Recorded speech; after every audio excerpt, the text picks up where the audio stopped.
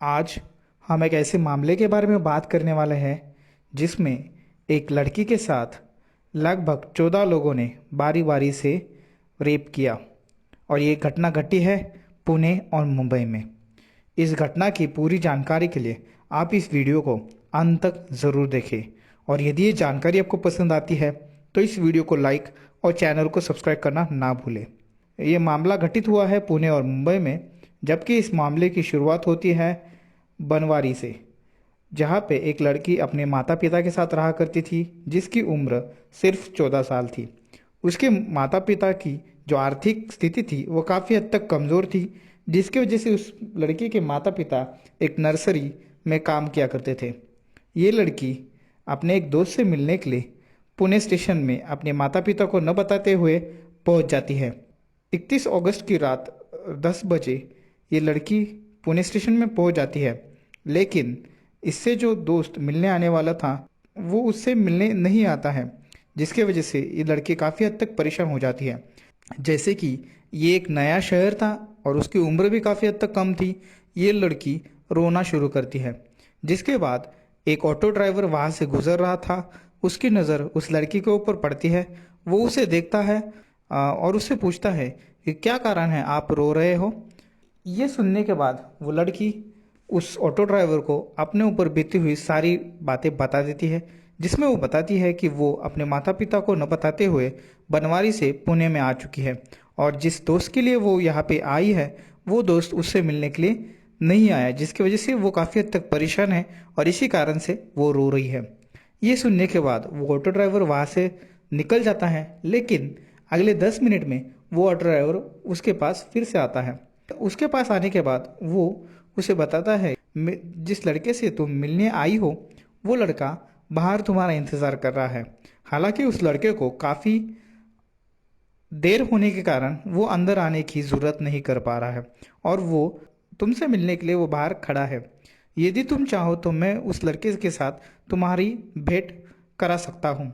ये सुनने के बाद वो लड़की खुश हो जाती है और वो लड़की उस ड्राइवर के साथ निकल पड़ती है।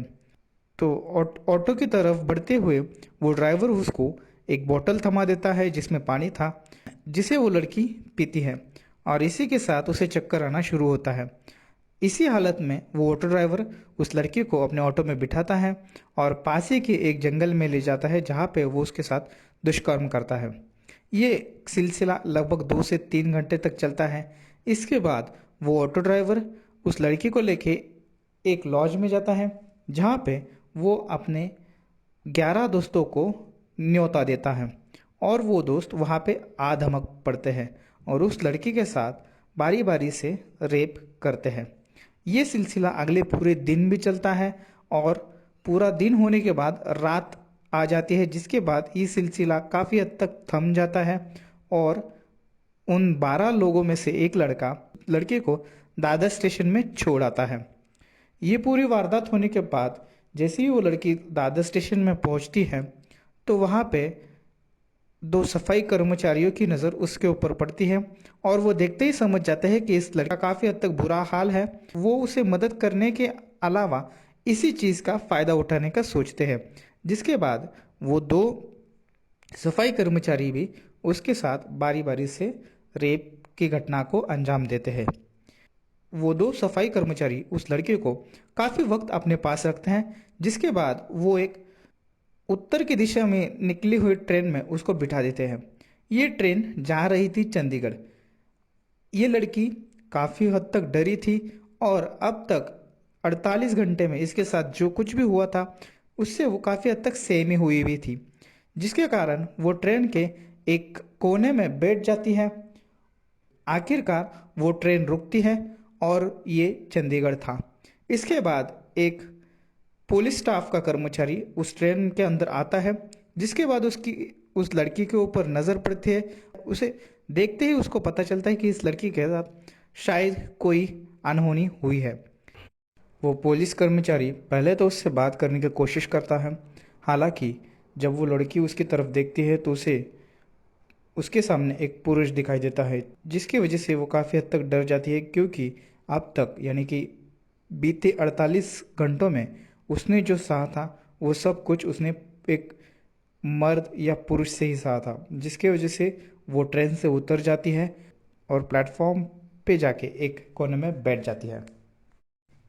वो पुलिस कर्मचारी इस चीज़ को भांपता है और वो जान लेता है कि शायद इस लड़की के साथ कुछ तो बुरा हुआ है, जिसके वजह से वो उससे बात नहीं कर रही।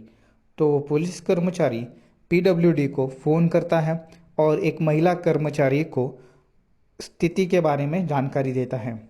जिसके बाद एक महिला कर्मचारी आती है, उस लड़की के साथ वो बैठती है, उसे खाना खिलाती है और उससे बात करने की कोशिश करती है। थोड़ी देर होने के बाद वो लड़की उस महिला के साथ सुरक्षित महसूस करती है और अपने साथ बीती हुई सारी घटना उस महिला कर्मचारी को बता देती है। जिसके बाद इस लड़की को मुंबई के एक अस्पताल में एडमिट किया जाता है और उसके ऊपर इलाज चलता है।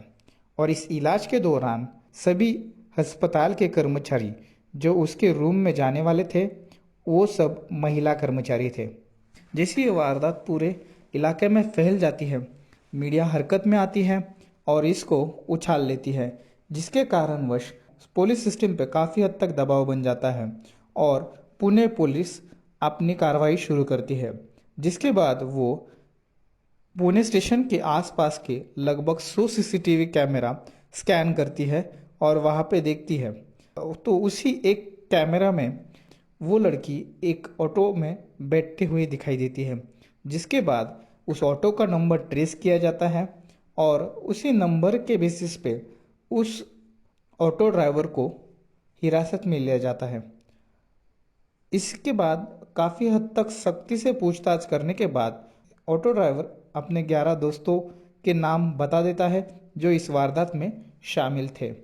इसी के बाद पुणे पुलिस उस दादर के रेलवे स्टेशन के 2 सफाई कर्मचारियों को भी हिरासत में ले लेती है और उनके खिलाफ एक कानूनी मुकदमा दायर करती है।